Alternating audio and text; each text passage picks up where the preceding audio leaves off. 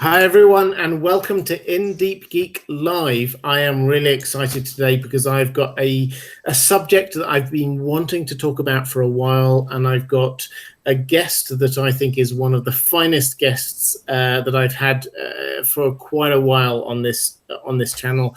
She is probably one of the most undersubscribed Game of Thrones theorists that you've got out there. I'll let her introduce herself. Crowfood's daughter, Disputed Lands. Why don't you say hi? Hi, everyone. My name is Amanda. I go by Crowfood's daughter. I do have a YouTube channel. It's called The Disputed Lands, where I talk about a lot of stuff, mostly Ironborn stuff. So if you're interested in that, it's a good place to go. And yeah, I'm really excited to be here. I'm a fan of your channel, Robert, and so I'm really kind of honored to actually be invited to do this. So thank you.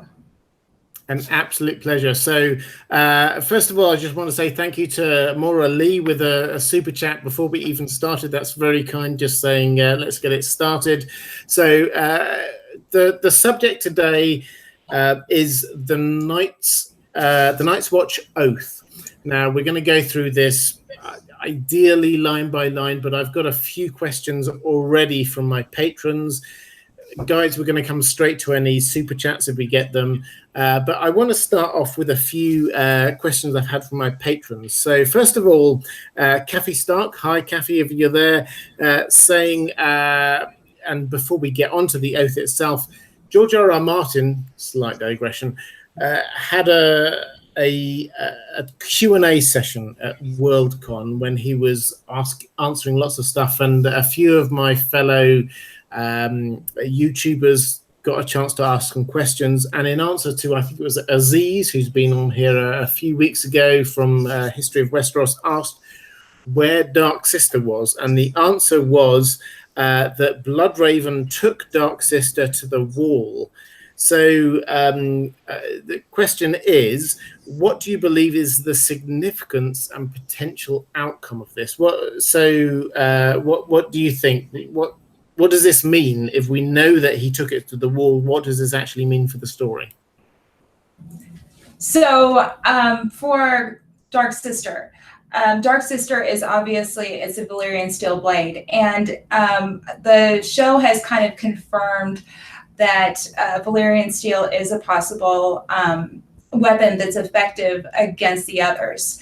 And so we've got a lot of different options for what we can do, but we don't have a lot of weapons up north yet. We still don't have a lot of obsidian. We still do not have a lot of Valyrian steel blades, and so taking Dark Sister or having Dark Sister up there is going to provide another weapon against the others. And it's my hope that Arya is going to get Dark Sister, because it's a blade that's made for a woman. It's described as being made for a woman's grip. It's a little bit smaller, it's more slender, and also Valyrian steel is lighter. So with Valyrian steel being made for a woman and lighter, and Arya having all this sword training, and Arya being sort of a Dark Sister, so to speak, I'd really like to see Arya get Dark Sister. Yeah, I mean, I agree. So I think in terms of Arya getting it, I don't know yet. But where we're at is that Dark Sister almost certainly went to Bloodraven's cave. Now, on the show, what we see is Mira picking up a sword as she went away, and the implication is that that is Dark Sister. Now, we know with the show they kind of underplay a lot of things that we as book nerds kind of think are quite important, but that probably was Dark Sister. So if she came back to the Wall with that, or back to Winterfell with that, then maybe that's up for grabs. Now, do you think then, so you said you think that Arya will end up with that. Arya already has a Valyrian, in the show this is, a Valyrian steel weapon, which is the dagger that was used to attack Bran to start with. Do you think then that she's going to get two of these weapons, or do you think that she's just going to have one of them at the end? So the dagger, if you're familiar with any type of combat, you'd have to be in extremely close proximity to anyone to be able to actually use that. And so I can see possibly Arya using that as sort of maybe a faceless man and taking on a persona and getting close to somebody. But daggers are usually, more of a type of weapon that you would use to like stab somebody in the back or, cut somebody's throat. It's not very good if you're actually going to combat. If you go to combat with a dagger, it's not very effective because you're getting too close to your enemy. Now, if you have a sword with some reach, that's a different story. So if she's going into battle, the Valyrian steel blade would obviously be the best choice. If she's not going into battle and she's doing, some, kind of clandestine work, a dagger would be great. So yeah, I'd like to see her wield Dark Sister because she does have the sword training, and needle is not going to be effective in the War for the Dawn. So yeah. Okay, so you think she will probably have two Valyrian steel weapons plus needle going into the Dawn. Yeah, I'd like to see her have it. Mira, we don't really know if she has much sword training. She utilizes the frog spear. So we know that she, has some sort of arms training. She uses the frog spear and the net. I don't know who else we could give it to. We could give it to the Hound. We could give it to another great warrior. But I think that'd be thematically cohesive if Arya did get Dark Sister, because she is the quote unquote Dark Sister. Excellent. I mean, for my money, I like that idea, and I think that, because I'm a bit of a Howland Reed junkie, I think that Mira's role is to go down south and pick up Howland and bring him back up north. That's what I think the Mira's role is. Okay, so putting aside George R.R. Martin and Dark Sister and all the things that happen at Worldcon, we've got a whole series of questions here from my patrons who've been asking about this subject. This, I have to say, is one of the things that my patrons have got most interested in, this subject of the Night's Watch oath. So I'm going to start with a question from Marilyn Benitez, who says, I think it was the old man who said that as long as the brothers of the Night's Watch stayed true to their oaths, then the wall would stand. Do you think that the others, the coming of the others, has anything to do with the decline of the Watch, or is it just another factor in the perfect storm? So is there some kind of link between the decline of the Night's Watch, because there clearly has been a decline over time, and the coming of the others? So I have that quote, if I can find it. It doesn't say specifically stay true to their oaths. The wording, you can kind of lawyer it a little bit. It's as long as the Night's Watch stays true. And so there's a lot of different ways that you can actually interpret that. But yeah, it says as long as the Night's Watch stays true, the wall will stand. So we're not really sure if it's true to maybe one part of the oath. We're not sure if that means true to something other than the oath.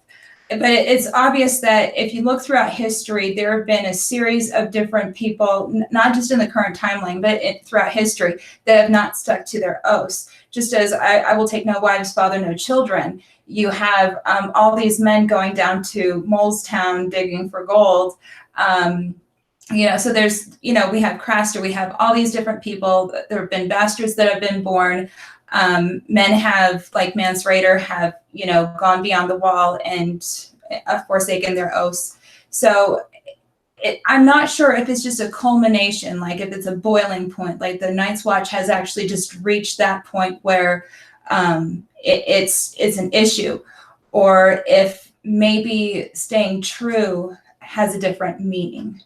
So there's a couple possibilities, but you see it throughout history with the Night's Watch. It's not just in this current timeline, but it's been happening for a while. Yeah, I think I would agree with that completely. So the Night's Watch oath is something that has been taken increasingly liberally over years and years and years. So you saw it with the Mance Raider abandoned the oath. Molestown has got a brothel which is there because of the Night's Watch go and visit there. That's just that they've not really taken it seriously for a long time. Now, I don't think, therefore, we should take Old Nan just at her word. You were talking about lawyering. I don't think we should say that Old Nan is therefore the arbiter of when the others come. Old Nan is very wise. Old Nan knows a lot of stuff. That doesn't mean that Old Nan knows exactly the causality between two different things. The Night's Watch oath, for me, the Night's Watch oath is not the thing which brought back the others. I mean, what brought the others back is a completely different discussion, but I don't think that the thing which brought back the others was the fact that some of the Night's Watch broke their oath. Do you agree with that? I do.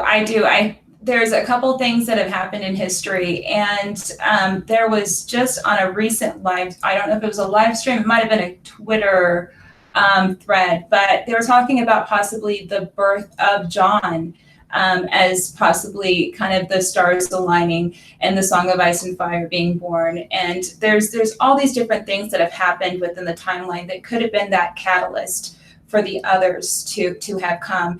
And if it was the Night's Watch breaking their vows, they've been doing it for a long time. So if it was going to happen because of that, it would have happened a long time ago. So yeah, there's a lot of different possibilities. I think that there was a very good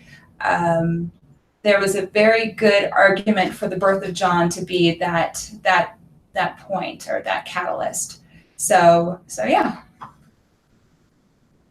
Yeah, I mean, personally, I think it was earlier than the birth of John. I think John, at the start of A Song of Ice and Fire, John is, I don't know, 14, 15. Mm-hmm. I think that the others came back a lot earlier than that. The others came back 40 years, maybe even earlier than that. So I think if we were looking for and this is a slight digression away from the oath, I accept, but if we were looking for a starting point for the others coming back, it's not the birth of John, it's earlier, maybe Summerhall.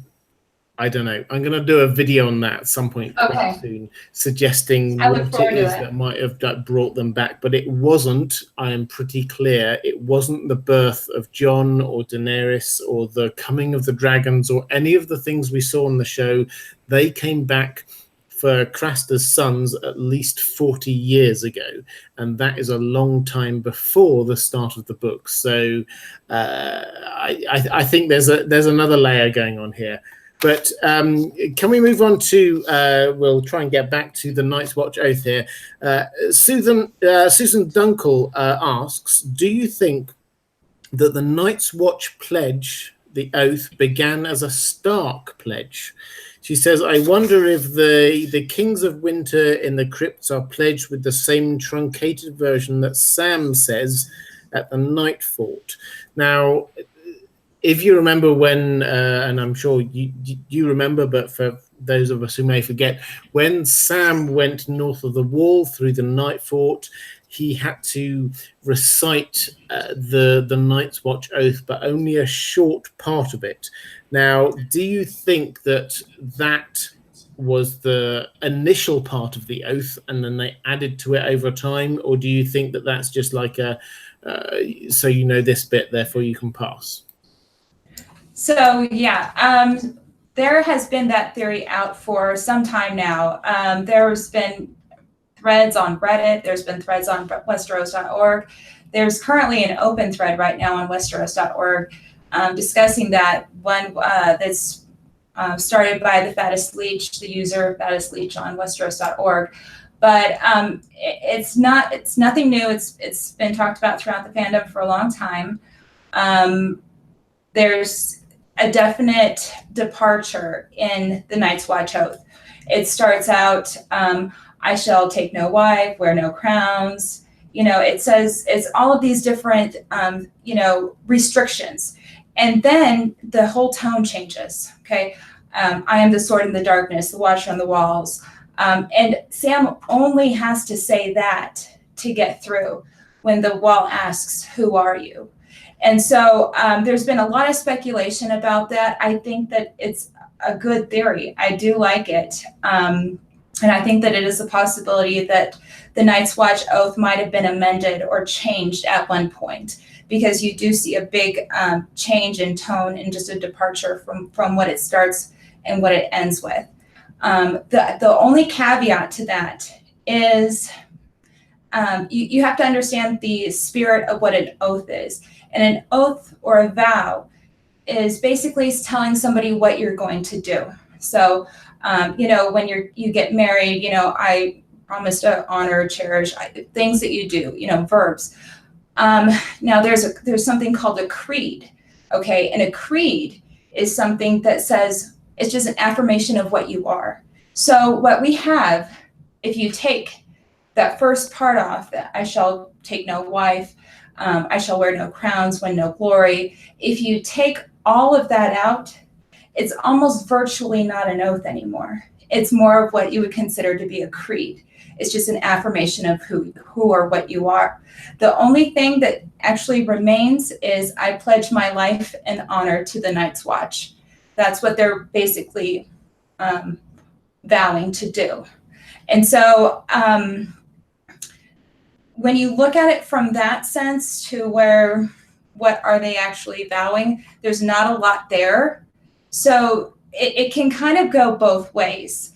Now, I do think that it's possible that they amended it, because it's definitely, there's that departure. But if they amended it, they might have also, if they added to it, they might have also taken something out, because it's really not vowing to do a whole lot if you take all of that out. So that's my kind of take on it.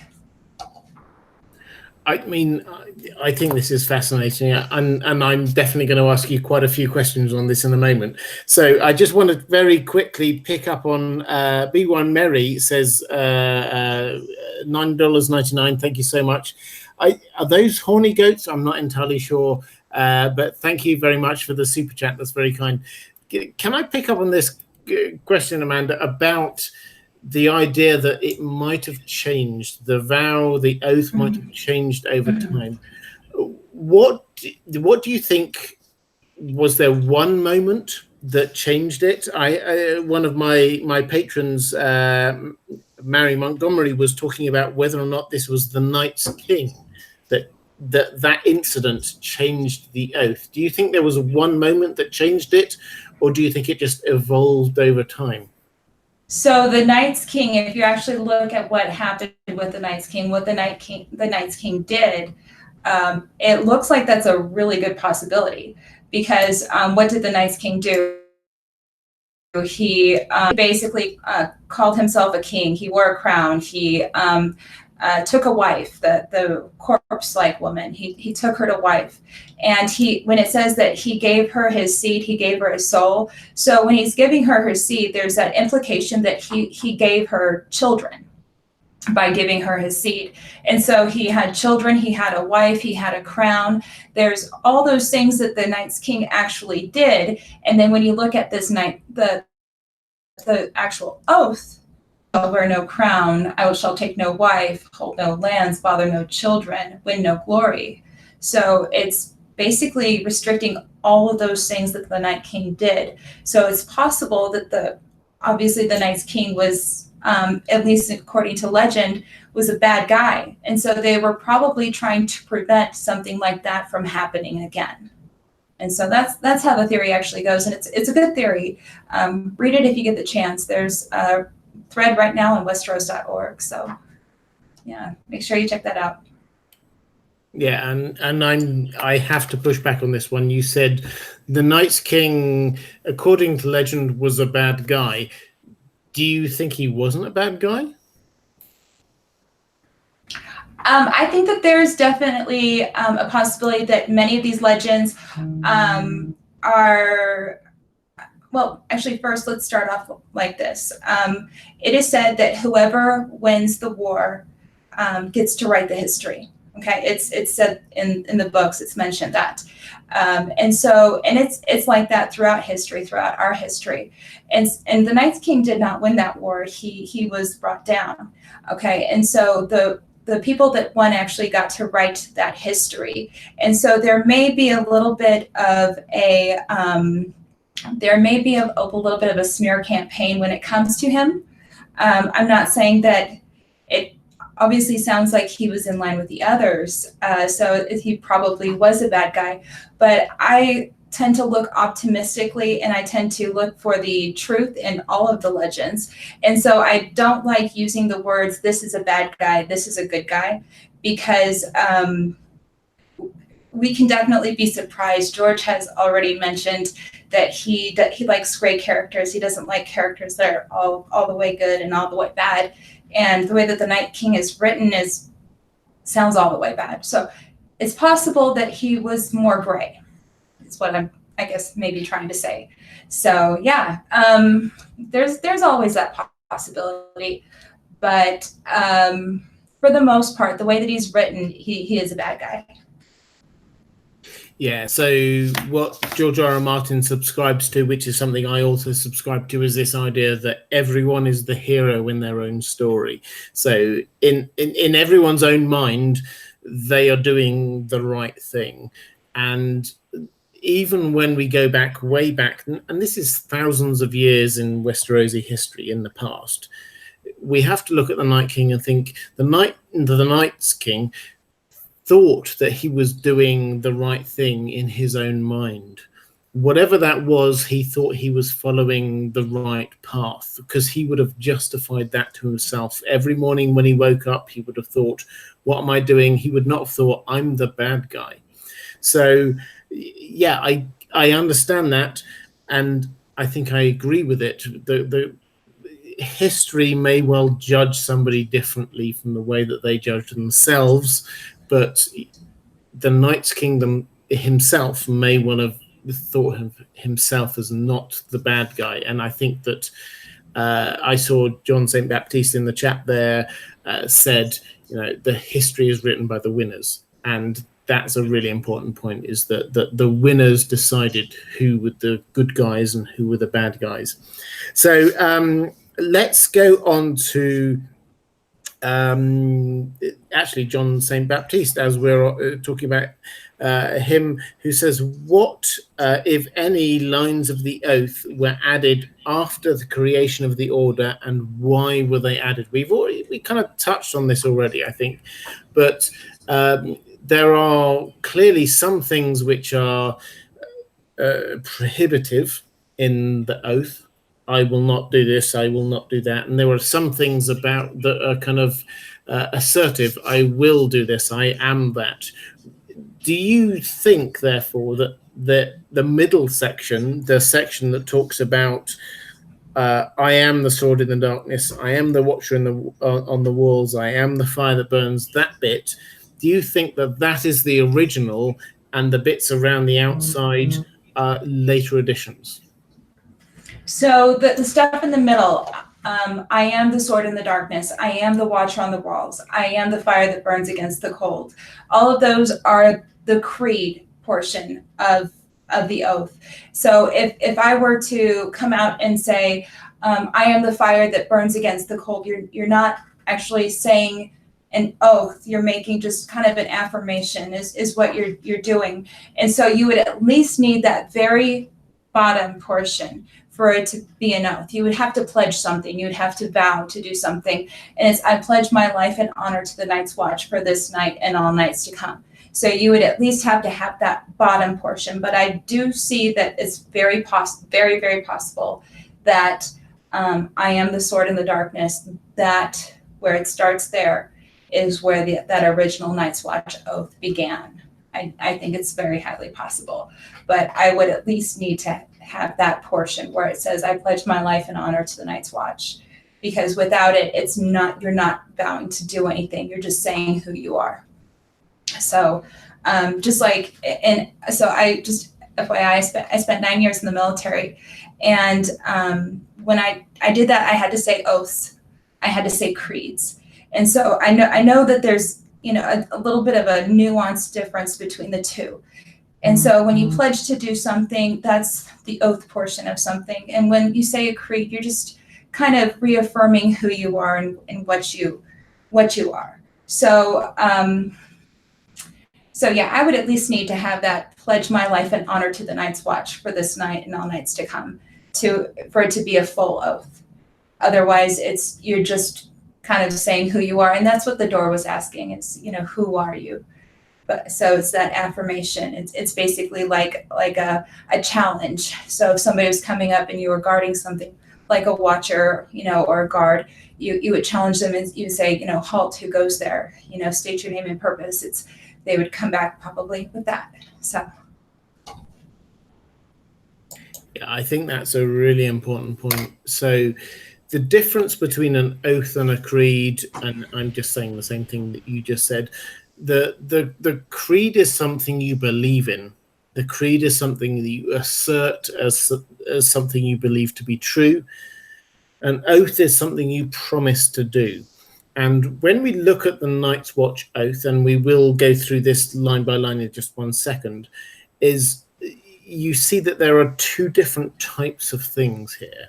There's one type of thing which is a creed, a thing that you believe in. And there's another kind of thing which is an oath, a thing that you're promising to do. And so it does appear that there are two kind of, well, I don't want to say that there was like an original one and then like an added on version, but that's the way it appears. The original version seems to be more of a creed, stuff that you believe about who you are and about what the truth about the world is. And then added on above and below it is some kind of an oath, the things that you promise to do.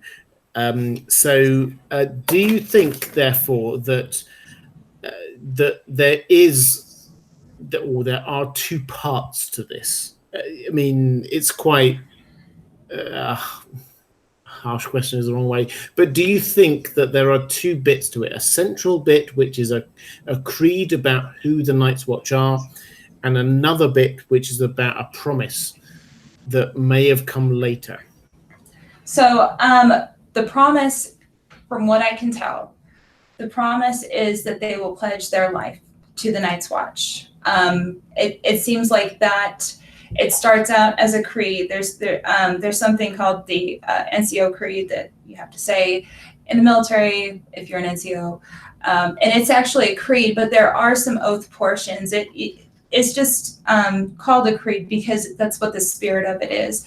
But you can tell, at least in my opinion, that first part was probably added on, but that last part was probably the original oath where I pledge my life to the Night's Watch. And so basically it looks as though they start out with a creed, reaffirming who they are, what they believe in. And that last part is probably the original. But if they amended that first part, they added on, there's also the possibility, if they can add on, they can also take away. So the original Night's Watch oath may have been much different. But what we have right now is that first portion and that last portion is what we have. So. Yeah, I agree completely. I was slightly distracted there by, I was trying to find the person who said that you have got the best hair on YouTube. Somebody said that in the chat, and I would take that as a compliment. So the one other thing before we take a quick pause is Pegleg Pete, one of my patrons, asks, how, if in any ways, did the oath change how the Night's Watch members treated the people who were beyond the wall or in the small towns which popped up near to their forts? So this, I think, is a really interesting question, because the Night's Watch, I would argue, please disagree if you want to, started out as a group of people thinking about the others, thinking about how do we protect the world of humanity against the others, and then over time started to think about the wildlings as well, who was beyond the wall, who was like beyond the pale. So how did this oath start to affect how the Night's Watch viewed the world beyond the wall, would you think? So I agree with you. If you look at the tale of Jormoon and Brandon the Breaker, when they brought down the Night's King, the wildlings helped. The king beyond the wall, or if there even was a wall at that time, but the wildling king, they joined forces and they actually helped each other and assisted each other in bringing down the Night's King. So with that, from the very beginning, the wildlings weren't necessarily the bad guys. It's just over time, you steal one too many women, and you act a little bit more barbaric than other people, you're going to start to get a bad rep, and you don't see the others for hundreds of years, thousands of years, for such a long period of time. Those become your enemy. You have to guard something. So from the very beginning, the wildlings were not the bad guy. It's just over time it kind of developed that way. So it's kind of a conundrum why, if they banded forces, why they were set beyond the wall. But it's mostly, as we can tell from the culture, from the kneelers, they refused to succumb to the feudalism, the bowing to a king, and they were put again on the other side of the wall, whether it was their choice or not, who's to say. But from the very get-go, they were not necessarily the bad guy. Yeah, absolutely, I agree. So the wildlings or the free folk were not the bad people until the wall got bigger. Now, this is actually a common misconception, I think, within the community. The wall, when it started, was quite low. We think of the wall as being this hugely high thing cutting off everything on the horizon. But when it started, it wasn't that high. It just got built bigger and bigger and bigger and bigger. And this completely cut off everything. Now, it wasn't supposed to stop the wildlings. The wildlings always came around. If you go to Eastwatch, they're fishing, and there's like boats that just go around to Eastwatch, and they do a little bit of trading. It was never supposed to stop the wildlings, but over time, the wildlings became the enemy because they were the only people that the Night's Watch could see, and so it was over hundreds of years, thousands of years, that the meaning of the Night's Watch changed to how do we protect ourselves against the wildlings, and the others became this kind of mythical other people who didn't really exist. And a number of questions in the chat and also on my Patreon have asked about, did the Night's Watch really believe in the others? And I'll come to you in just a moment, Amanda. I think the answer is no. Actually, they didn't believe in the others any more than other people did. They had a code. Yes, they were like, if you blow the horn 3 times, it's the others. But it was a thing that they didn't ultimately believe in any more than any other human being. And when it happened, it surprised them every bit as much as it would surprise other people. It was just that they were the first people to experience it when the whites came south of the wall through John and co, bringing them south and them attacking J.R. Mormont. So do you agree that and feel free to disagree, do you agree that the Night's Watch lost sight of what they were probably supposed to be protecting humanity from? Yes, and one thing you mentioned that the wall was much smaller and it was built up over time. I do have a quote from George from So Spake Martin from September of 2000, and he did state the wall was much smaller when first raised. It took hundreds of years to complete and thousands to reach its present height. So George has stated that the wall was much smaller from the get-go.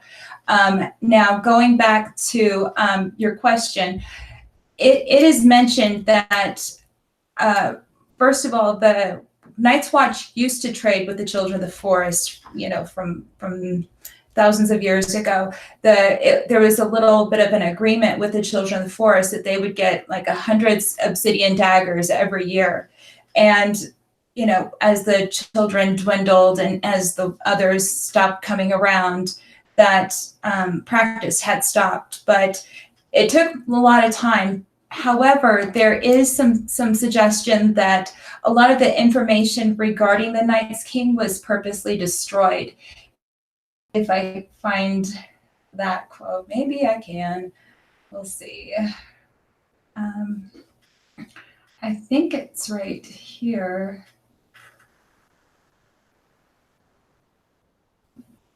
Let me see. Okay, here we go. Okay, it says that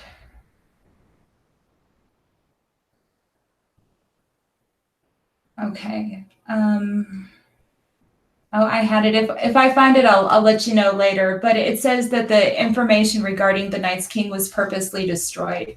So it was kind of done on purpose. When we see Sam actually go into the library and he's looking for information regarding the Long Night, regarding the Night's King, regarding how to fight the others, he's at a loss. He can't find a lot. He can't.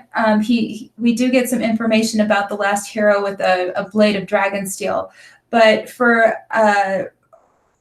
an order whose sole purpose was originally to fight these others, there's a complete lack of information there. So there is a quote in the story, and maybe somebody in the chat can find it, but that states that the all record of the Night's King had been washed away. And that's why nobody knows who the Night's King was. They said it was an Umber. They said it was a Flint, a Woodfoot. Some say it was a Bolton or a Stark.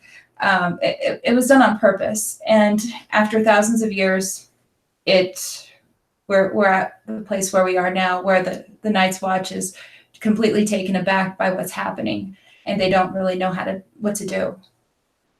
So, yeah, I mean, I think we often understate the importance of time in this. So when we think in our own world about what happened 1,000 years ago, that seems like a long, long time ago. 1,000 years ago to me, 1000 AD is like before the Normans invaded Britain, which it's just like before the monarchy happened. It was a long, long, long time ago. I don't quite understand the culture of people. I don't understand the history. When we look at Westeros, things that were happening when the wall was founded, when the first few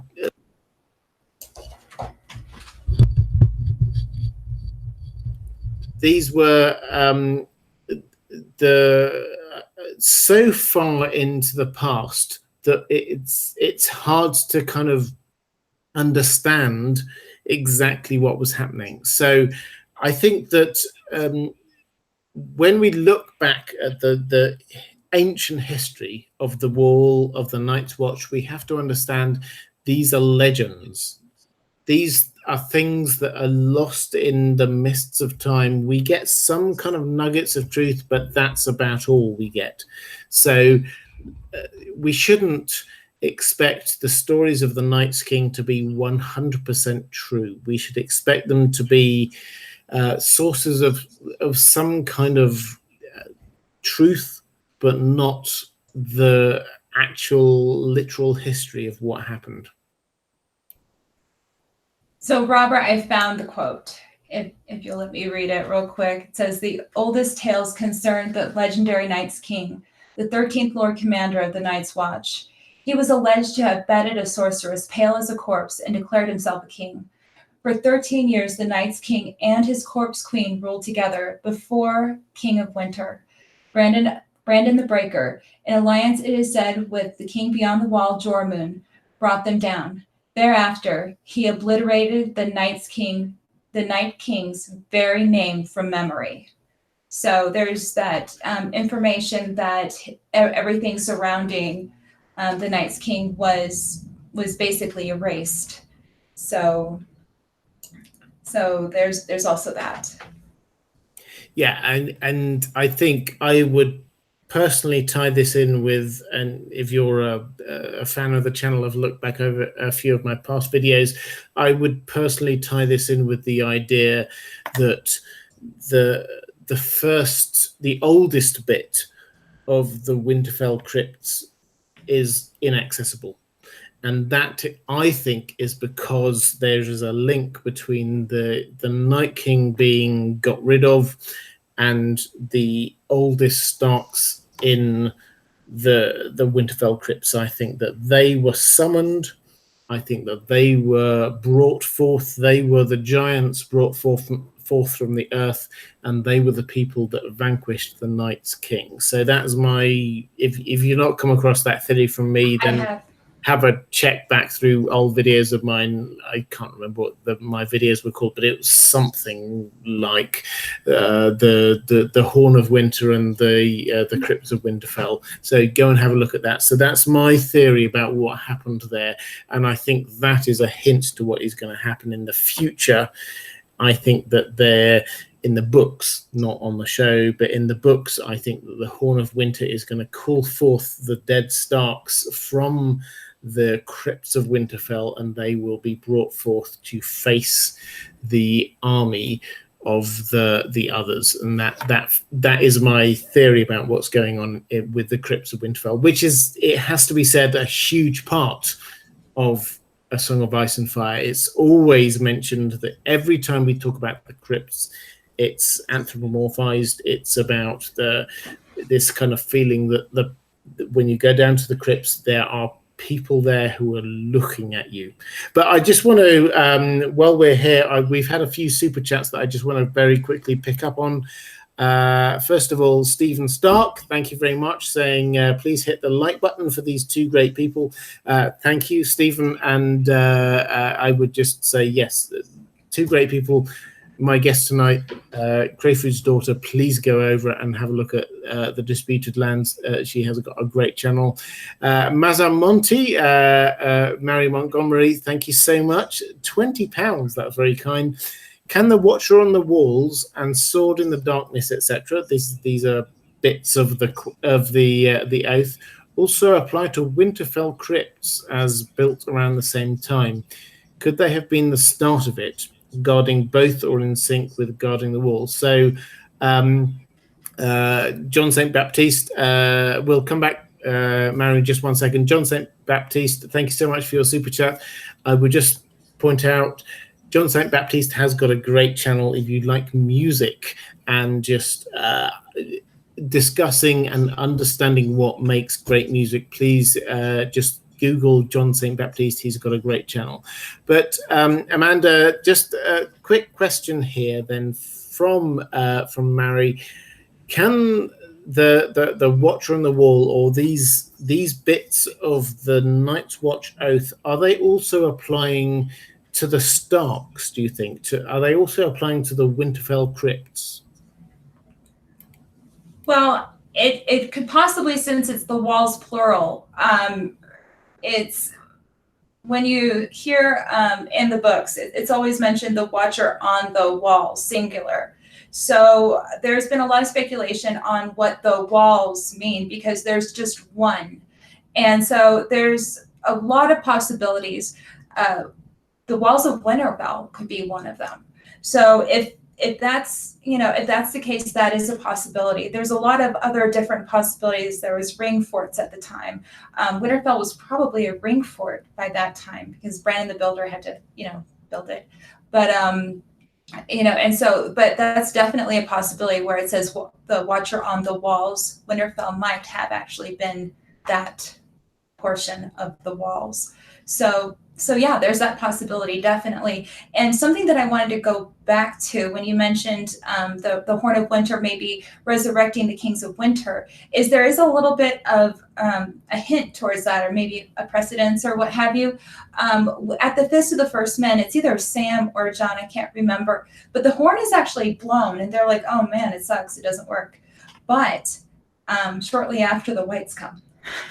So there's that resurrection, possibility happening where maybe it's not broken. Maybe that's what it does. Maybe it resurrects, it wakes the sleepers. So there is that possibility that it can do that, So that's there. But yeah, I think that the walls, it could definitely be referring to the walls of Winterfell. There's some other options too that are out there.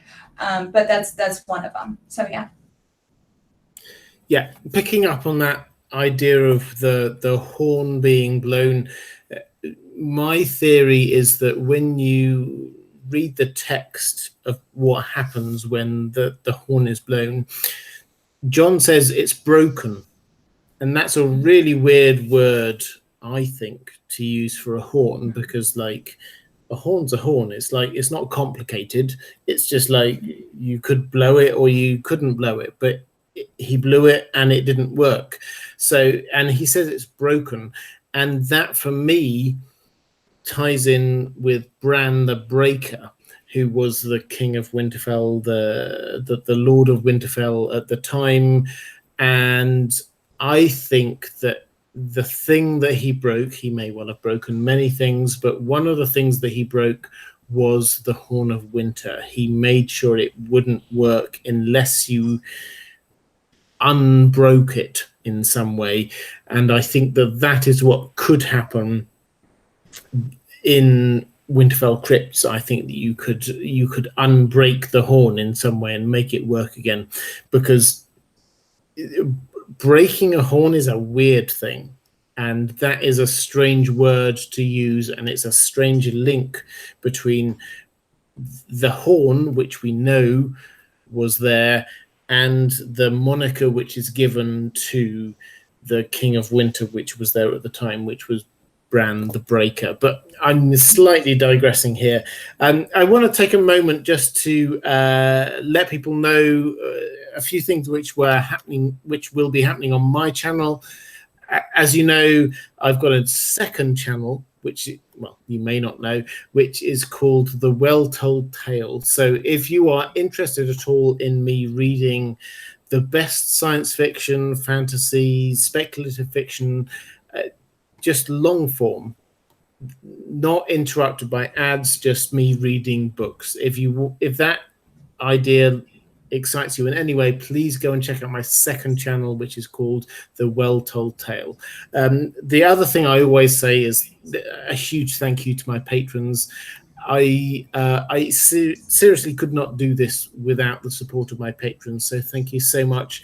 I'm going to try and make sure within the next few months, we're going to finish off the pre-release chapters from The Winds of Winter. I will be narrating the last of the chapters, which is Arianne 2, the second chapter of Arianne, and I will also give you some other separate reading which will happen probably at the beginning of September, just to sort of round off all of that. So patrons, thank you so much. If you want to support this channel, if you want to get access to some extra material, then please do check out it. The link is down there in the description, patreon.com/IndieGeek. But Amanda, Crowfood's daughter, what's coming up with you? Where would you like to direct people to stuff that you're doing? Well, I'm not doing too much. I do have my YouTube channel, The Disputed Lands, and I do have a video that should be up. I was hoping to get it done this week, but it'll probably be next week. And it is surrounding the Great King's mermaid wife. So it's going to be a good one, hopefully. I've been working pretty hard on it, and it's tracking down the Nissa Nissa monomyth. We talk a lot about the Azor Ahai monomyth and not too much about that mysterious woman, the Nissa Nissa monomyth. So I'm kind of tracing that out as well. So be on the lookout for that, and you can find me on Twitter at crowfood_SD. Excellent. Now, this is my quick plug because Amanda didn't really plug herself enough there. I only have people onto this channel who I think are good and I think that you should check out. Please do check out the Disputed Lands, because there are a lot of people who do Game of Thrones content, and some of them do really well thought through content that it's just like once a week, once every couple of weeks, but it's really, really good. And one of those people is Crowfood's daughter, and she does really excellent stuff. So I would highly encourage you to go and check her out. The link, hopefully one of the moderators will put it in the chat, and it's definitely down there in the description. So please do check her out. Let's move on to the Night's Watch Oath itself. So if it's okay with you, we're going to move through this almost line by line, because there are a lot of things going on here. The way this starts is: night gathers, and now my watch begins. It shall not end until my death. Now, Brian Price, one of my patrons, says, the night gathers implies that there is an awareness of some form of supernatural darkness that exists beyond the wall. Do you think that members of the Night's Watch universally believed that the White Walkers prior to the events of the Game of Thrones? So the question is, do you think that the beginning of the Night's Watch vows actually was taken seriously by the members of the Night's Watch? I think that some took it serious. I do. If you look at the prologue, and the prologue is a great chapter, the Game of Thrones prologue, Garrett and Will are weirded out. They want to go back. They're like, something is not right. And Waymar is the one that's, really, it's like, what are you afraid of? Don't be unmanned. And, he's mocking them. And these guys are weirded out. They want to get out of there. They know something's wrong. And Corin also has, mentions, let them know the eyes, the trees have eyes again. The old powers are waking, or what have you. So there's a couple that are taking this serious. At least there's a part of them that acknowledges it. A lot of people, we don't believe in ghosts, but when you're alone in a creepy house and you hear a weird noise, you're like, whoa, what's going on? So at least partially, especially in that prologue, Garrett and Will know something's not right, and they want to go back. So it's possible that there's others, but just like some people believe in ghosts and the boogeyman, some people probably believed in the others. They might not all admit to it, but it's one of those things. Yeah, I'd agree. I don't think there was a universal understanding that the others exist. I think that some people thought they did. I think that probably the majority at the time of the story that we have, the majority of the Night's Watch probably didn't, because they were brought up there, but they came from the Black Cells, they came from wherever they didn't want to go there. Some people wanted to go there. We saw General Mormont wanted to go there. Waymar Royce wanted to go there. Benjamin Stark wanted to go there. But most people didn't. And I think that most people did not think that the others really existed. So I think there was quite a mix, to be honest. I think that was deliberate on George R. R. Martin's part. I think that he wanted us to be unsure, even though we saw them, as you say, in the prologue. I think he wanted us to be unsure about the veracity about what was happening. But I just want to pick up on Susan Dunkel. Thank you very much for your super chat. Talking about the vision that Bran had in the book about the blood sacrifice, the Winterfell weirwood. And was this the creation of the others differing from what happened on the show? So I think this is a really interesting question. So Bran in the books, through the weirwood, saw a whole series of visions of things through the Winterfell weirwood. He saw things that happened going back through time, things that happened just a couple of years ago, things that happened a little bit further ago in the past. He saw what we Game of Thrones theorists think was old Nan and Dunk from the Dunk and Egg stories. We'll find out whether that's true or not in probably in a few years. And further back, he saw a sacrifice before the weirwood tree. Do you, Amanda, think that that sacrifice was the sacrifice or the equivalent of the sacrifice that we saw on the show that created the White Walkers? So it could be. I can't say that that's it, because we're not given enough information. We see a man being brought out as a sacrifice. A woman has a bronze sickle. She slits his throat, and Bran can taste the blood. However, the visions that Bran is receiving in there are probably significant. He sees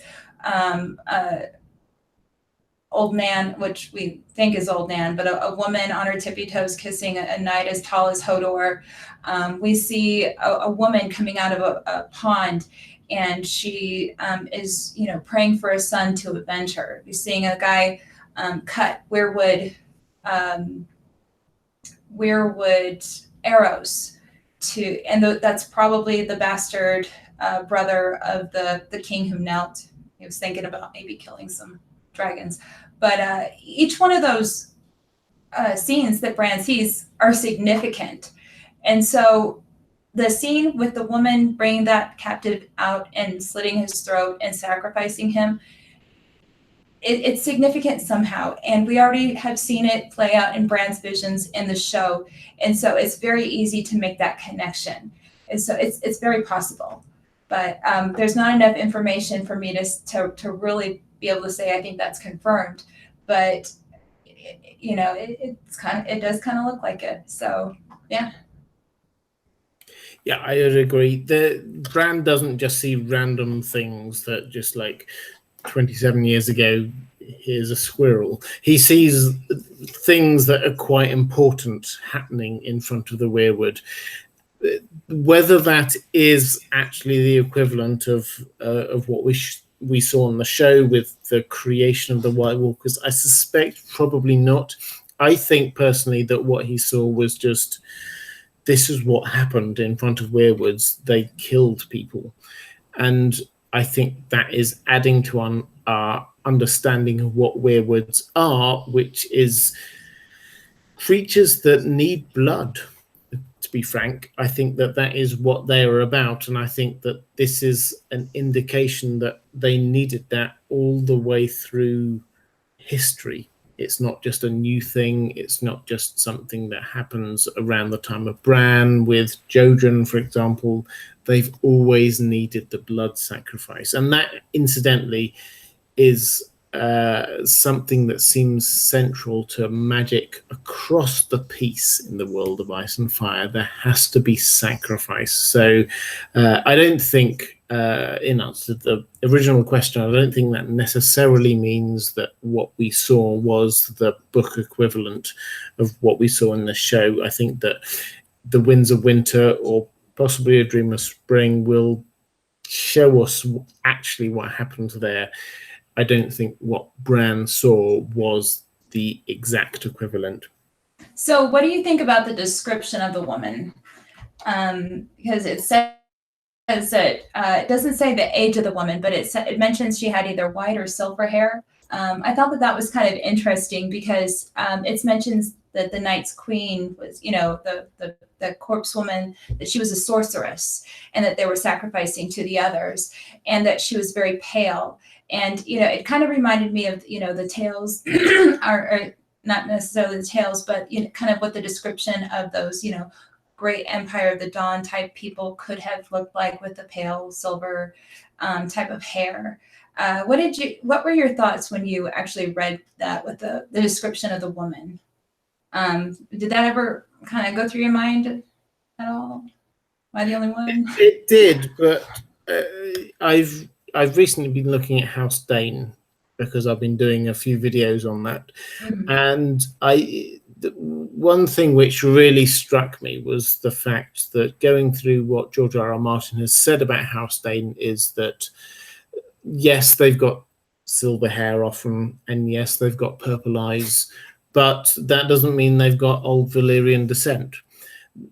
But they just happen to be the same, and that, in his mind, and I think in all of our minds when we think about it, is quite sensible.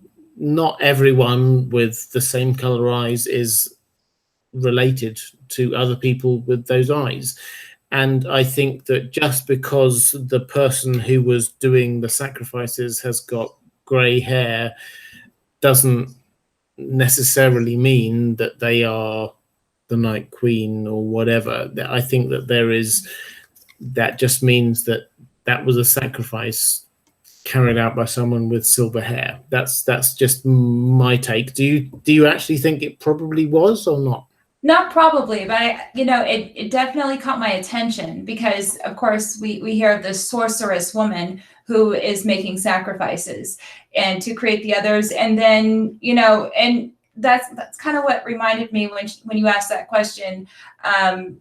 It doesn't go through my head often, but yeah, that's definitely kind of going through my mind at the moment because we're told of this woman, as pale as a corpse, but really we know we have a pale woman and she's a sorceress, and we know that she's sacrificing to the, to make the others, or sacrificing to the others. And here we have a vision of a woman who not necessarily old. We just know that she has this pale hair, and she is sacrificing to the others, and it's significant. It's probably significant portion of significant vision, because all of them are, have some sort of significance. So I don't know, it's kind of going through my head now, but yeah. Well, maybe is my answer. I think it's possible, but I think it's also very possible that it was just an indication of this was what happened in front of weirwood trees, so that we understand that yes, they do like sacrifice. And we see that probably with Jojen as well. So that's my take on it. I just want to quickly say, Kay Jackson, $20. Thank you so much, saying yes, read The Winds of Winter to us. For my patrons, I am reading the pre-release chapters of The Winds of Winter. We've had, I don't know, 8, 9, maybe even more chapters of The Winds of Winter that George R. R. Martin has read or he's released in some way. And so I've been reading them to my patrons. When the whole thing comes, obviously I'm going to be covering that, but that's probably not until, I think, November 2019. That's my best guess for when The Winds of Winter comes out. But yes, I've been narrating the pre-release chapters for my patrons. So if you're interested in that, please do check out my Patreon. Can I move us back to the oath itself? So the Night's Watch oath talks about taking no wife, holding no lands, fathering no children, wearing no crowns, and winning no glory. What do you think is the importance of that to the story? And I'm thinking in particular here about Jon Snow and Aemon Targaryen. What do you think the significance of the Night's Watch being the disavowing any glory? So especially Eamon has a great quote, not necessarily about winning glory, but just those things that you have to give up as far as taking no wife and no children and not. Let me see if I can find it here.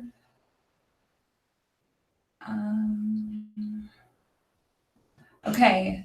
What is honor compared to a woman's love? What is duty against the feel of a newborn son in your arms, or the memory of a brother's smile? Wind and words, wind and words. We are only human, and the gods have fashioned us for love. That is our great glory and our tragedy. And I believe that it's when Eamon was talking about when the Robert's Rebellion happened, and all of his family, the Targaryen dynasty, was ended, and everybody was killed. And he could do nothing but, of course, he was an old man, but he could do nothing because of that. During Summerhall, when there was that great tragedy, he stayed up north. With John, he actually was thinking about abandoning the Night's Watch when he heard what was going on. He got on a horse and he was on his way. But it's those things that hold a man to his office is an oath, and oaths are taken. If you look at how oath breakers are actually seen in the series, oaths are taken extremely seriously. So an oath is a very binding thing, and it's basically keeping a man with the Night's Watch where he needs to be, and because there's so many things that could cause you to stray. A wife, your allegiances to your king. That's why they don't take any type of allegiances. It's because the oath is meant to keep the Night's Watch where it is and keep the men there. So, yeah, I like that quote from Eamon. I think it sums it up pretty well. Yeah, I would agree. And I think the other thing I would point people at is the idea that Jon Snow, when he goes to the wall, the reason why, I think, why Ned says to him when they part, that when I next see you, I will tell you about your mother. The reason why he says that is because he thinks that when Jon has gone to the wall and he's pledged his life there and he's made this vow, he has vowed that he is not ever going to hold any crown. He's not going to wear a crown. He's not going to take any lands. He's not going to do any of that kind of thing. He's just a member of the Night's Watch. So Ned thinks next time he sees him, he knows that Jon has disavowed all of his inheritance. Therefore, he can safely tell him that his mother was Lyanna Stark, his father was Rhaegar. He is technically first in line to the throne if you take that kind of inheritance. And I think that is quite a crucial part in understanding why Ned said, I will tell you about your mother once you've gone up there, because once you've gone up there, you have taken that vow, and therefore there's no going back. I mean, I think that is, in many ways, that's a slightly harsh thing for Ned to do, is like it's saying, okay, so once you promised you're not going to do anything about this, then I'll tell you the truth. But also it was his way of trying to protect Jon from Robert Baratheon, who was going to kill any Targaryen he came across, but he clearly had spared Aemon Targaryen, who was at the wall. I think that's a really good observation. I had never looked at that little scene that way, and that's probably exactly what was going through his head at the time. Very good observation.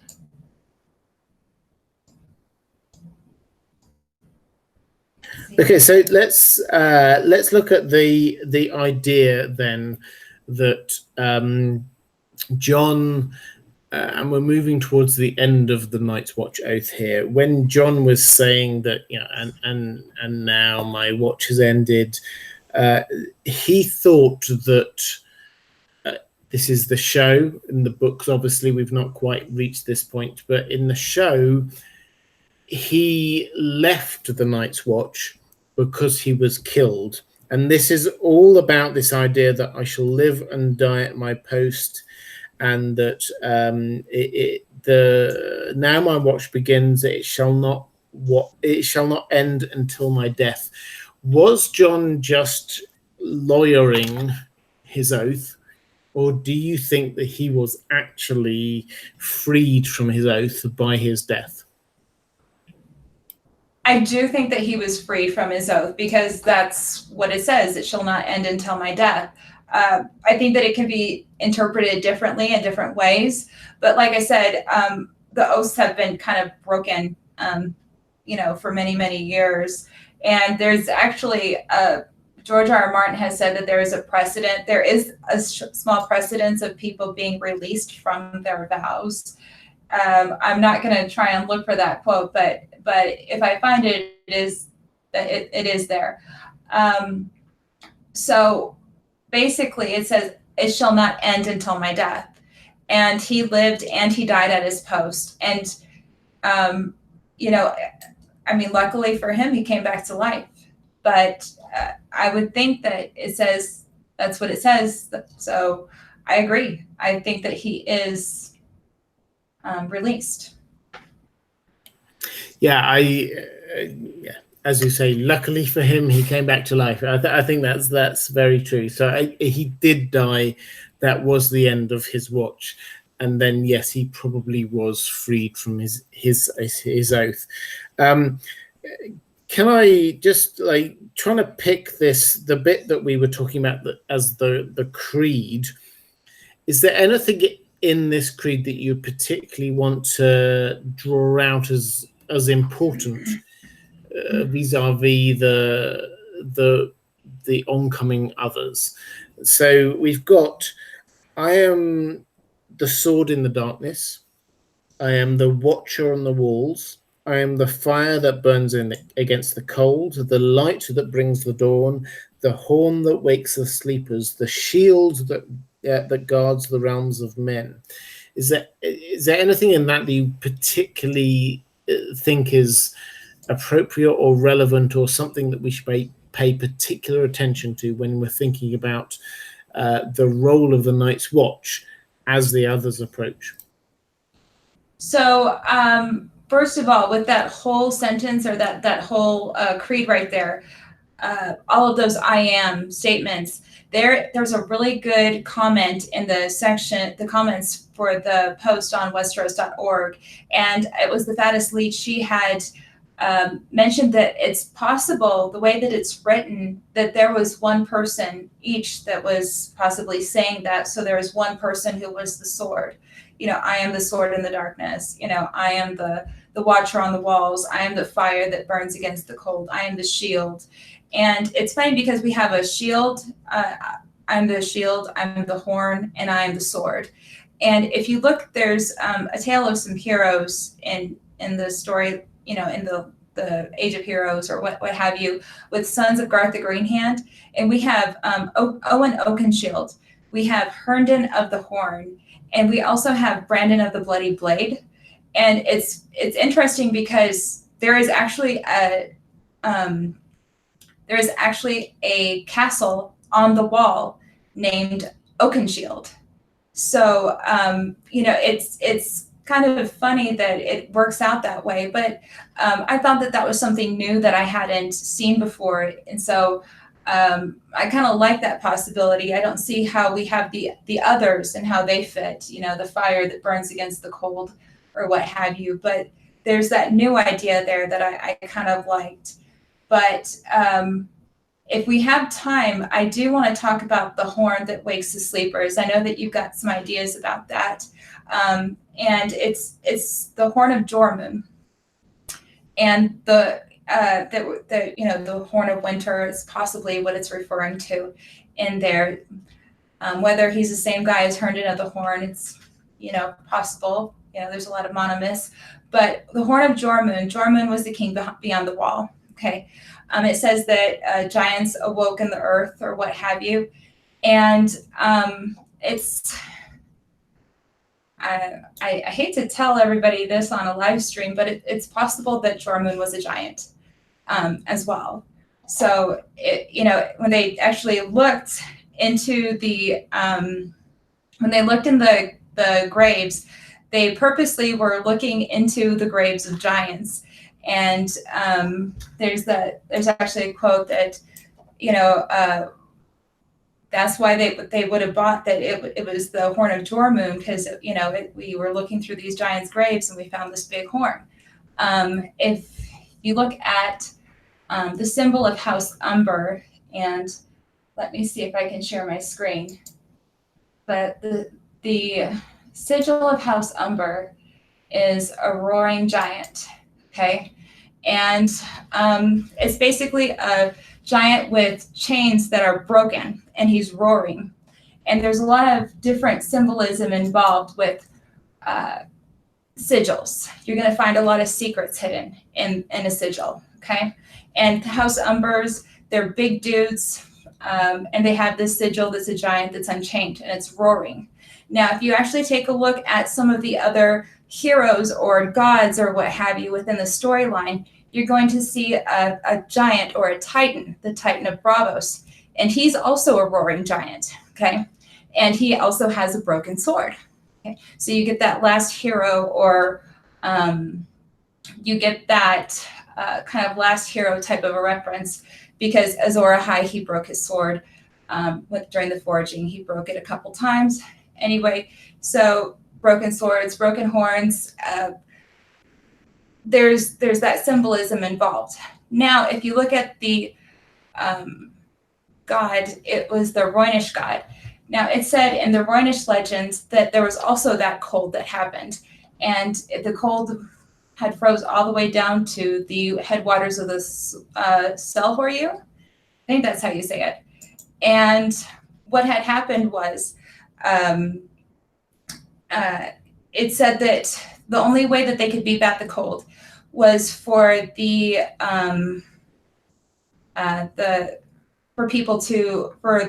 many children of the mother Rhoyne to put down their differences and come together and sing a song. And that's exactly what Jormungand did with Brandon the Breaker. They put down their differences. They came together to beat back the Long Night.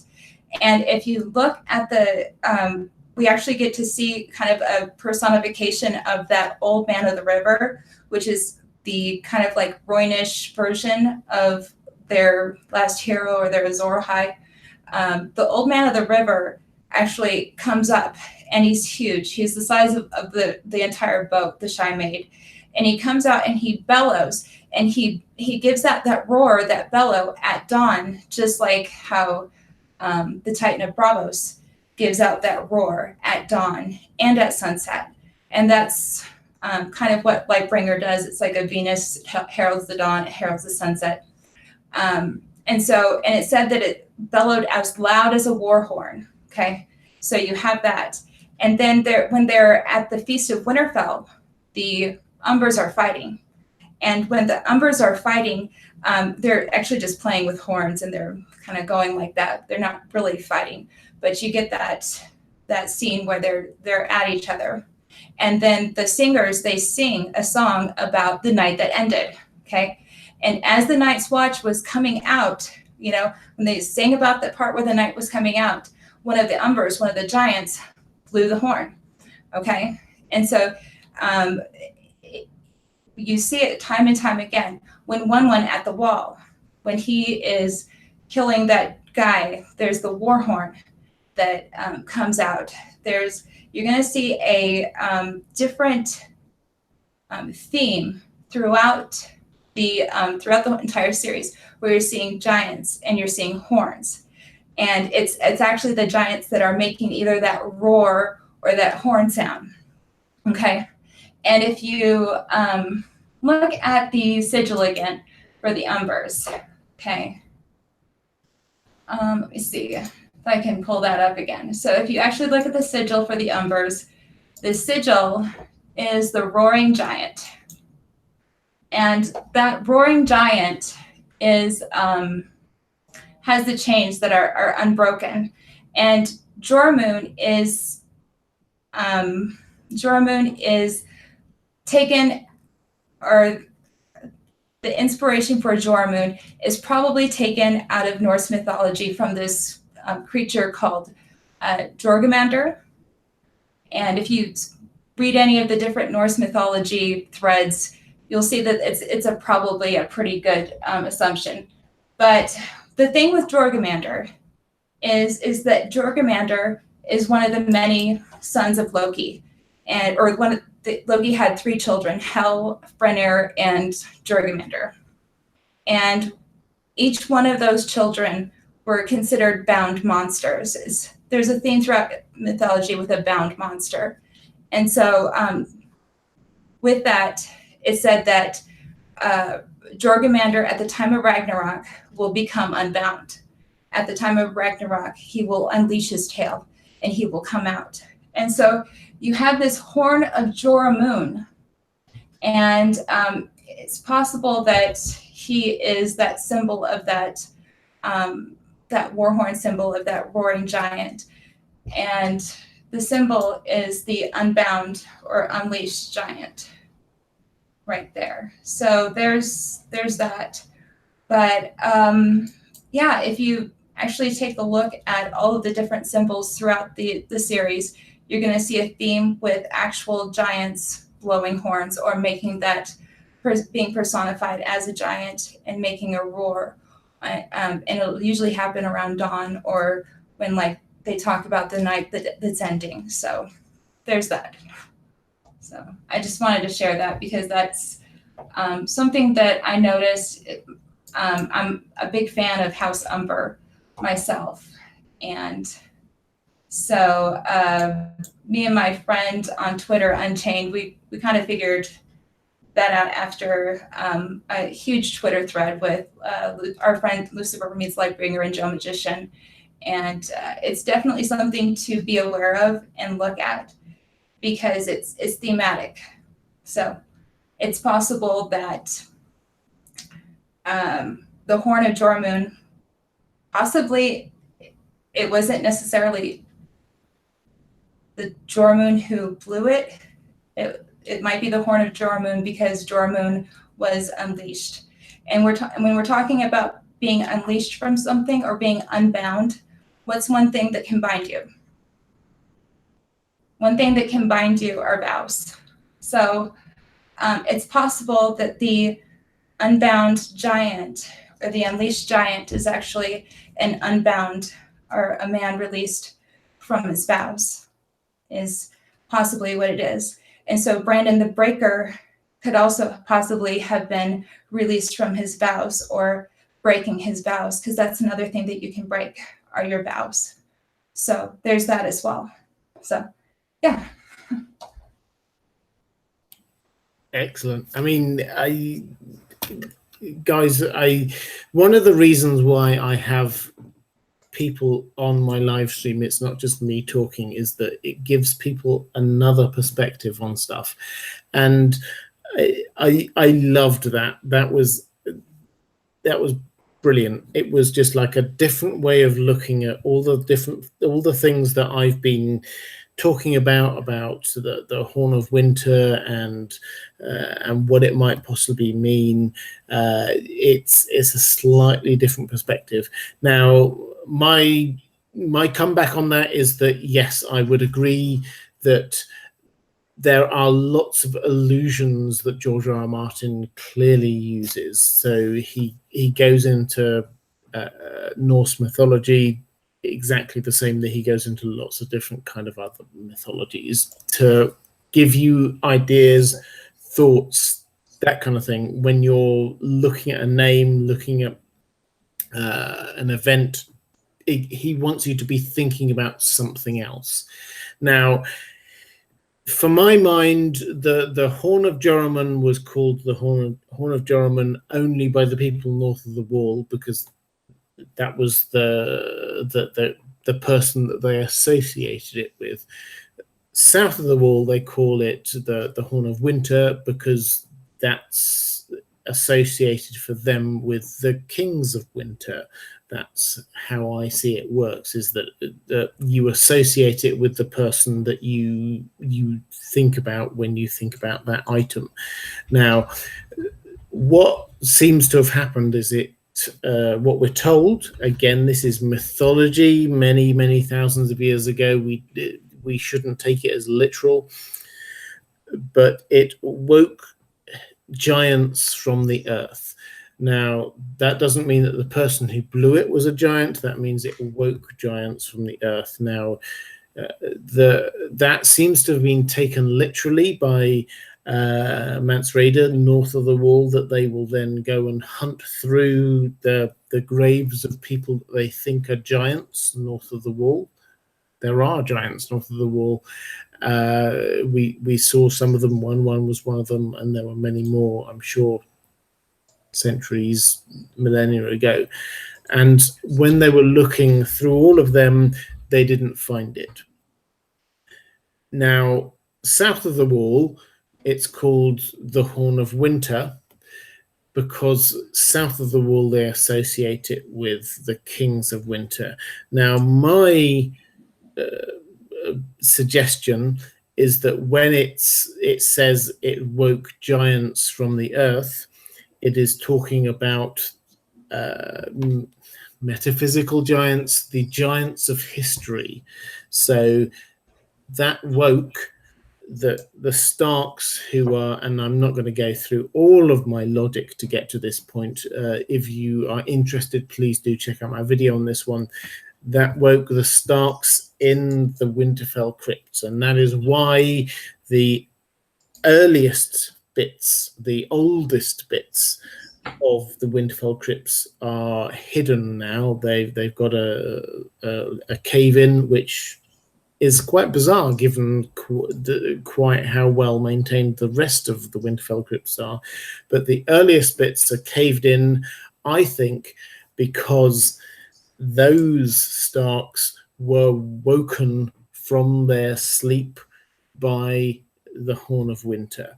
Those Starks were the giants, metaphorically, that were woken from their sleep and brought forth to combat the Night's King. So that's my view.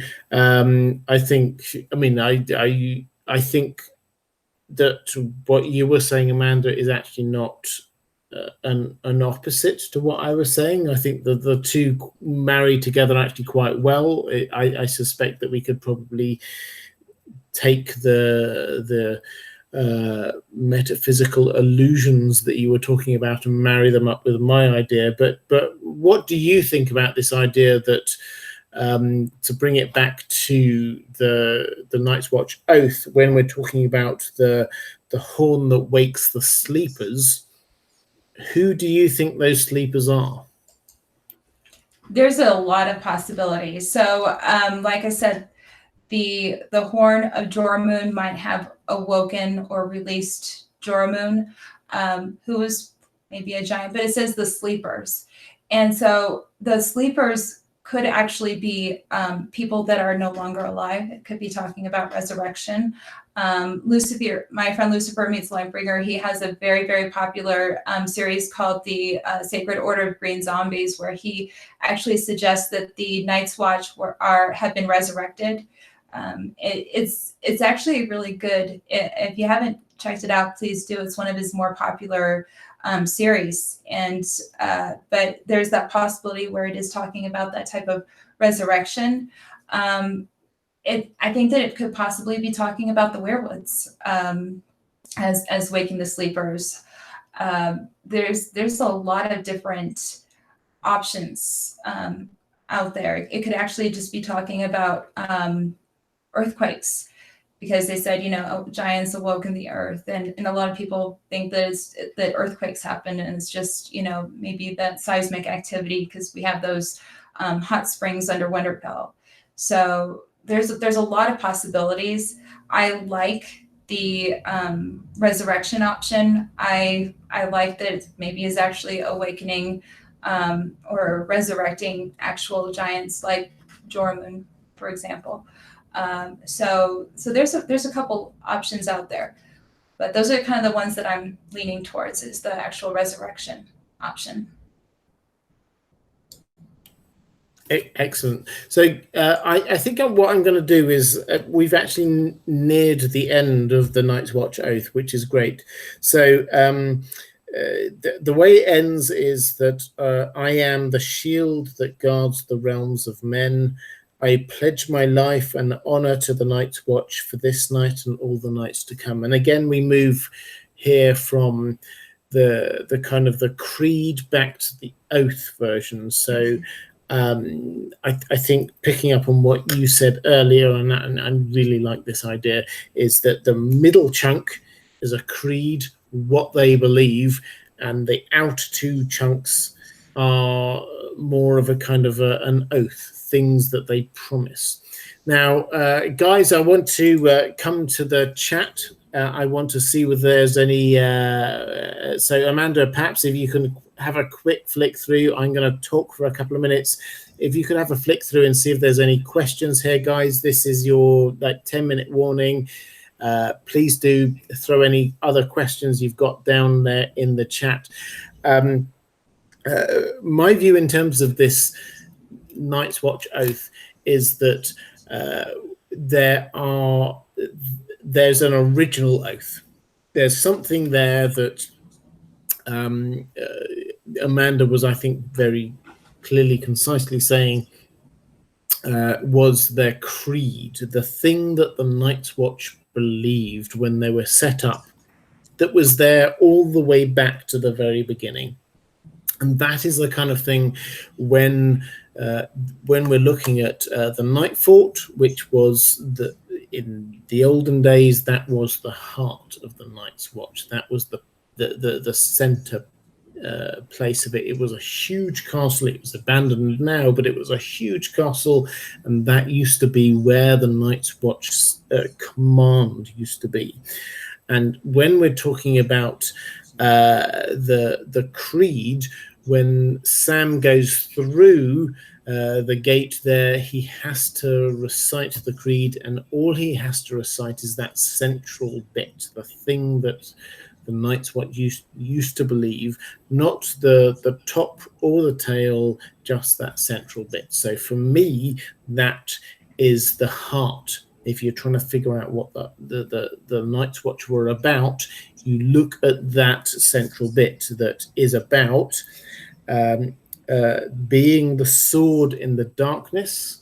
So and the watcher on the wall. So these are things about looking for the coming of the others again, being the fire that burns against the cold. Again, this is this idea of Azor Ahai being the fire against the oncoming cold, which is what the others bring with them. The light that brings the dawn, this is the fight for the dawn.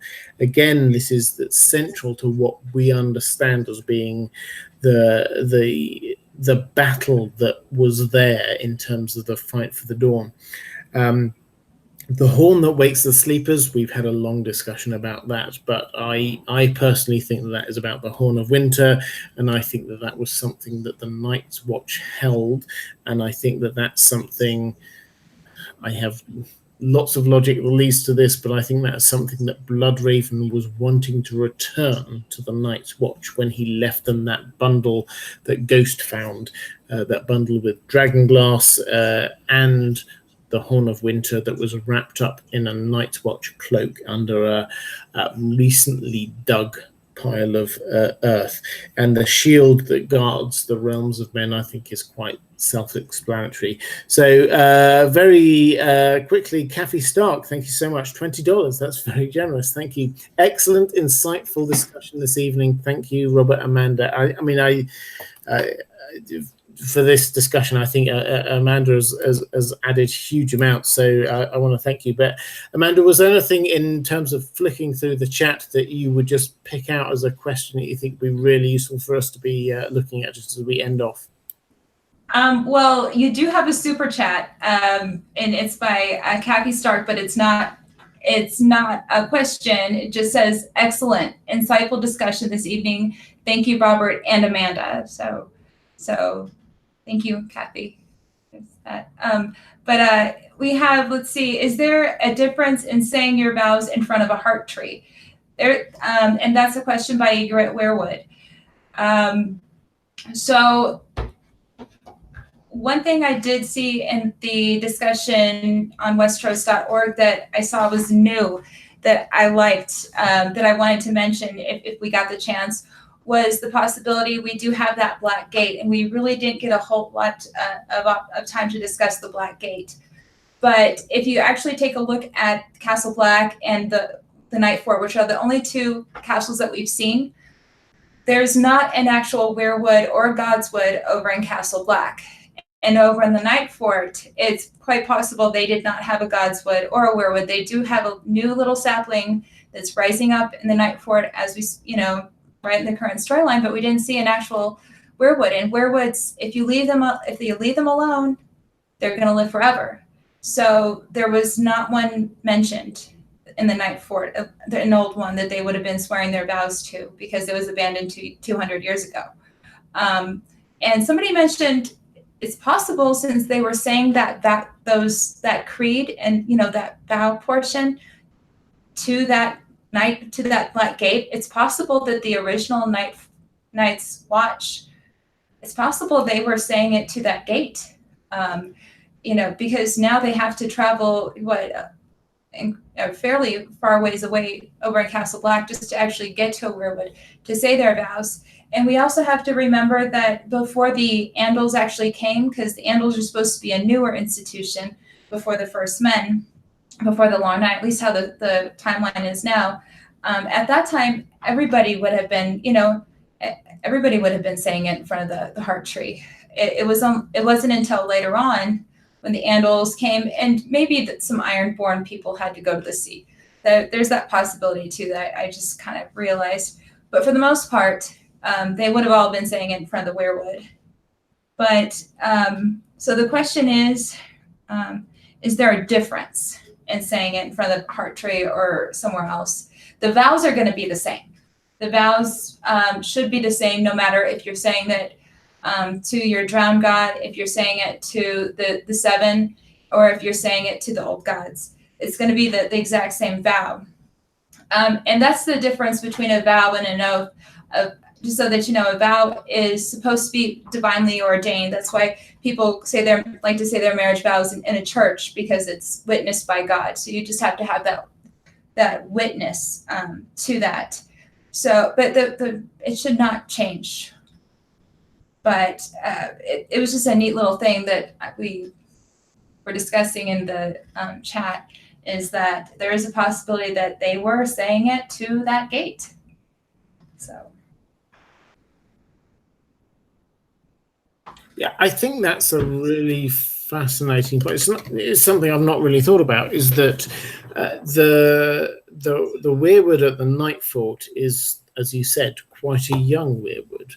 It's not an old one. There's not a godswood going on there. It just happens to be growing up through the kitchen right by the Black Gate. So that was not where the Night's Watch swore their vows. Now, I wonder whether, as you say, that the new religion, the Faith of the Seven, hadn't ever really got to the north before, quite recently, really.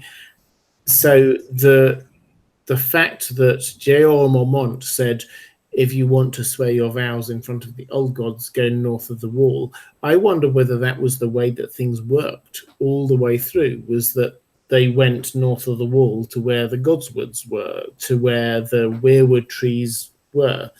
There clearly was a cluster of weirwoods just north of Castle Black. I wonder whether there was also a cluster of weirwoods just north of the Night Fort. That makes sense to me, because there wasn't anything right there in the Night Fort because they hadn't got a Godswood. So yeah, I think that's a really interesting point going on there. I just wanted to quickly pick up on a question. Let's see whether I can find it now. Is there anything, sorry, while I'm quickly flicking through for the question that I thought, was there anything else you wanted to add, Amanda? No, I'm just scrolling through like just as you are right now.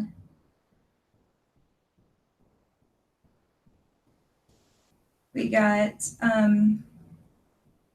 Aaron Sunks just says, great fun tonight. Loved hearing Robert and Amanda discussing the Night's Watch. You two should pick another topic and do another broadcast.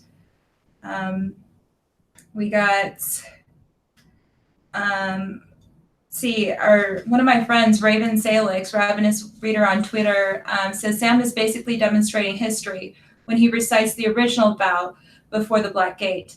That's how they used to do it before being sacrificed to the gate. I hope nobody was sacrificed to the gate, but it is a werewolf, so maybe they were. Maybe they were. Oh, it says John St. Baptiste had a question. Did you see that question, Robert? No, I didn't. Go ahead. I'm looking for it.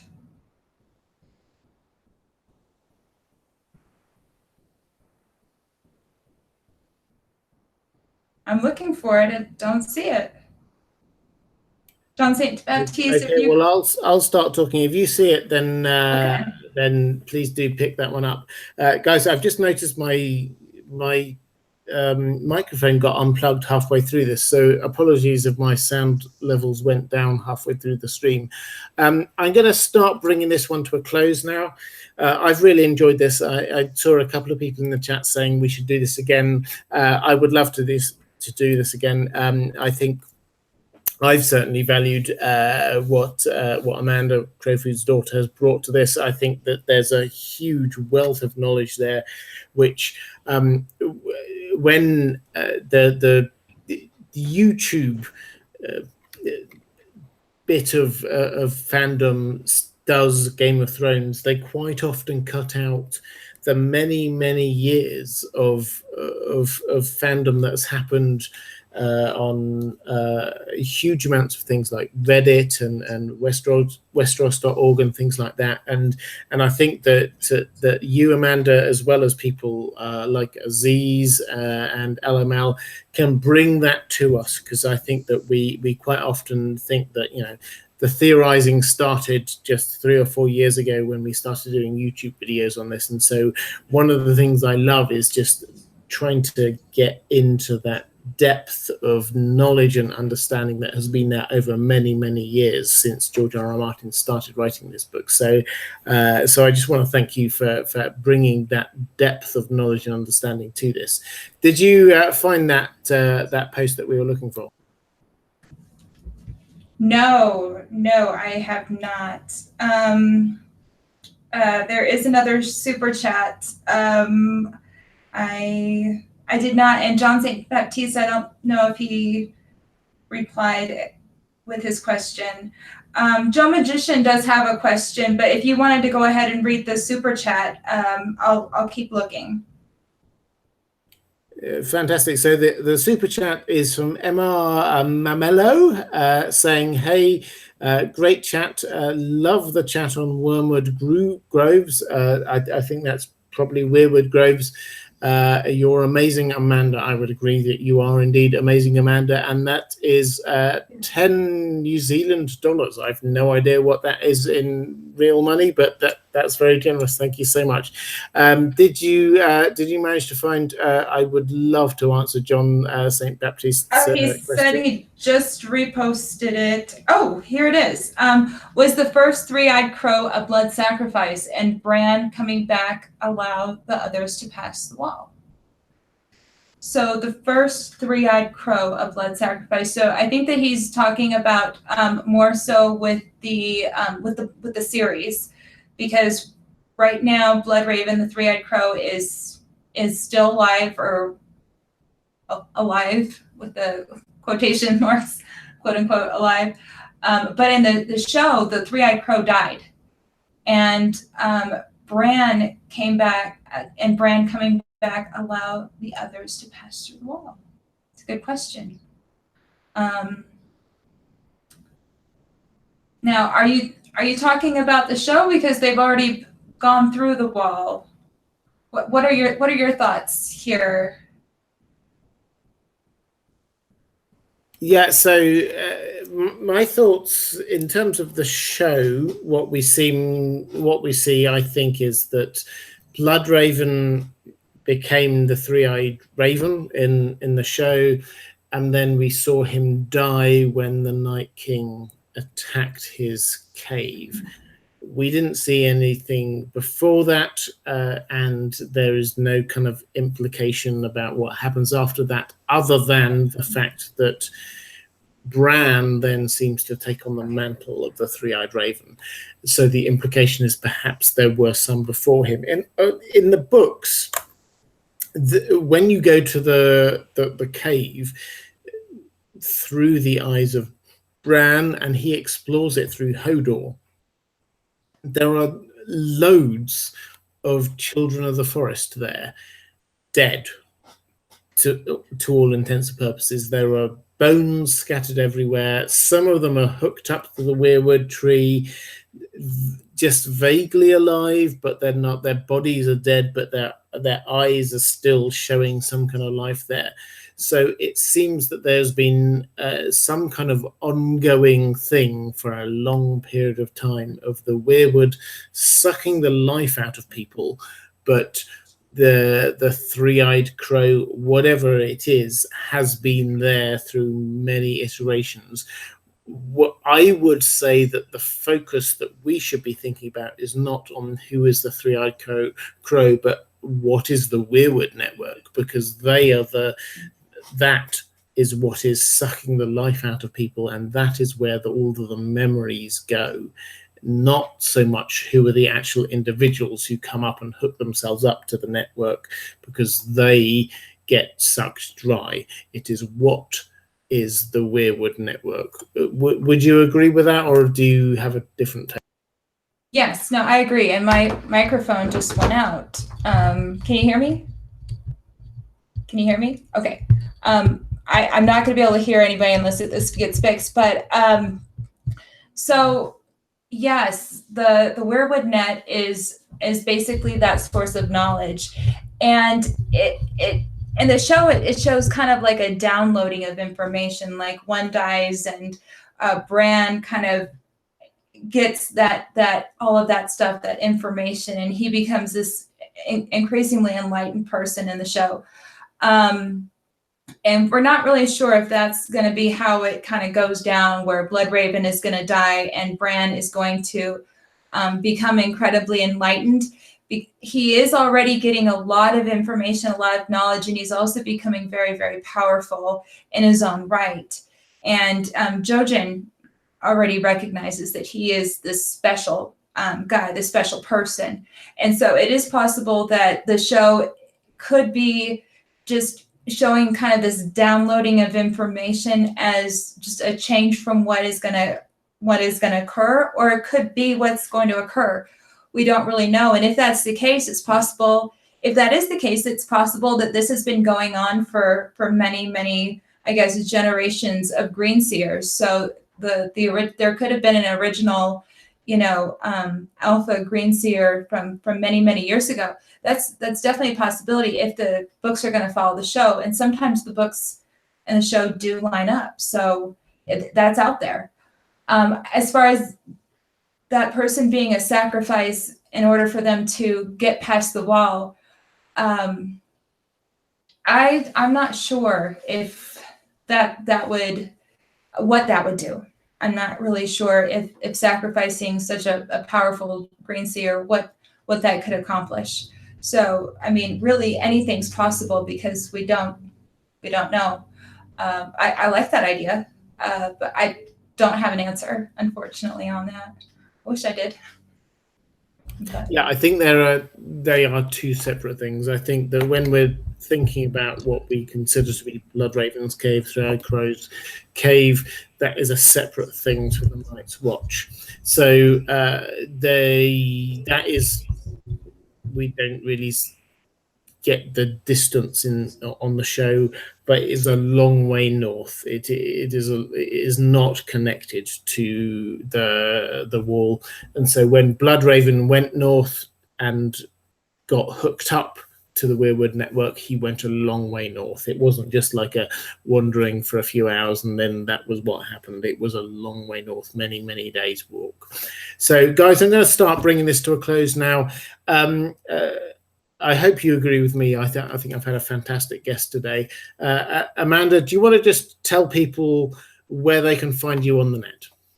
So you can find me. I do have a YouTube channel. It's called The Disputed Lands. It focuses a lot on Ironborn culture, Ironborn religion, a lot of different things surrounding that, as well as all of these different legends that you might see, and explains them through through somebody that has a good understanding of mythology and different legends and how they can relate. And you can also find me on Twitter at Crowfood_SD. And that's about all I have. So and just one thing, because there will be people who are wondering where your name comes from. Who is Crowfood, and why is his daughter important?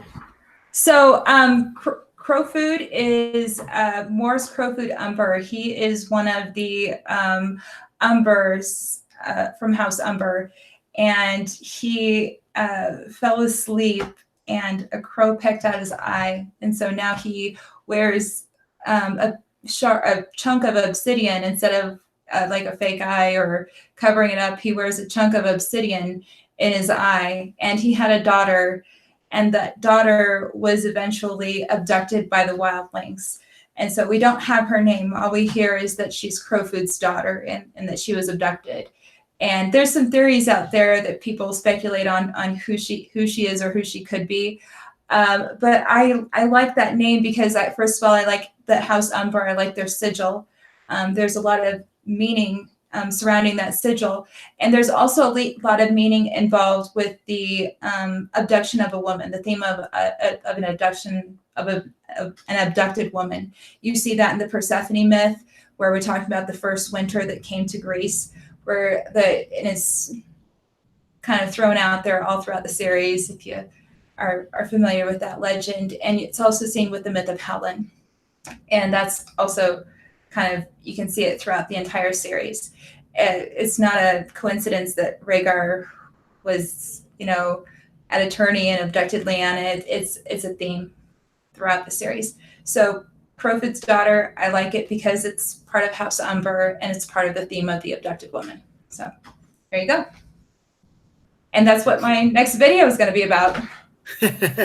Excellent. I mean, and I think that's really a fantastic way to frame things. I think that the idea of the abducted woman is clear throughout the history of A Song of Ice and Fire, and I think George R.R. Martin plays with that in this idea of Rhaegar and Lyanna, in that, was she actually abducted or was it not an abduction? Was she actually a willing participant or even one of the driving forces in this? And I think that it plays on the idea of, like, are women really, believe it or not, real people who can actually have volition of their own right? And I think that what George R.R. Martin is trying to tell us is that Lyanna is a woman who is actually in charge of her own destiny. She is not just abducted. She chooses to do what she wants to do. But that's all by the by. Guys, I just wanted to very quickly say thank you so much for the chats. There were a number of super chats. Thank you so much again for that. But there were also huge amounts of questions that I know we didn't get to. We've been talking for quite a long time now and didn't get a chance to answer all of your questions. And I'm sorry if we didn't get to answer all of your questions. Thank you so much. There has been a huge amount of great chat going on. Guys, in terms of what's going on with me, you can find me. You obviously got this channel, but there's also my other channel, The Well Told Tale. Please do check that out. That's an audiobook channel, effectively. That's me narrating what I consider to be the greatest science fiction, fantasy, speculative fiction stories ever written. We're starting with The War of the Worlds. We're going to do Frankenstein next, and then we're going to go on from there. It's going to be I think a fantastic ride going through some of the greatest stories ever written. You can find me on the normal places: Instagram, Twitter, Facebook. Please do just, if you look for Indie Geek, you will find me there. But I want to say thank you again, Amanda, Crowfood's daughter, Disputed Lands. Please do check her out. It's a fantastic channel, so please do that. And guys, thank you so much for a really good chat there in the chat room, and I will see you again same time next week. I've got Order of the Green Hand on next time, so that'll be really good fun. Guys, thank you so much, and I will see you again soon. Take care.